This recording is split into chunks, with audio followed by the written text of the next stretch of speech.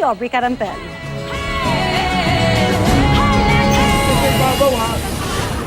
Ikinagulat ng ilang commuters ang di pangkaraniwang eksenang ito sa EDSA. Pasay!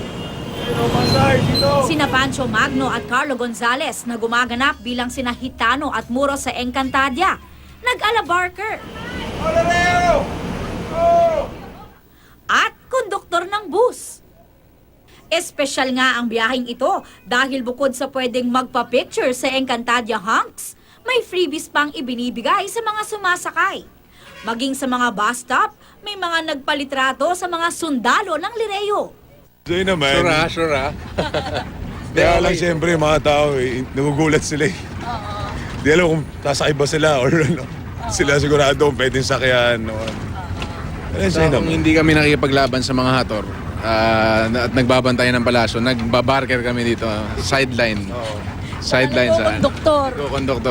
Ang ilang mga pasahero bagamat nagulat, natuwa naman sa kanilang kakaibang commuting experience. Bakit may sumalubong sa akin na nagbibigay ng bag? Tapos nalaman ko na sa taga GMA. Nagulat ako na, alalaki naman mga tao dito, anong meron? Di sabi ako, ano kayang meron dito? Yung nga nabanggit nyo yung Encantadia, mga grade 4 o grade 5 nakapanood ko nga yung Encantadia. Nababaliw nga ako doon din.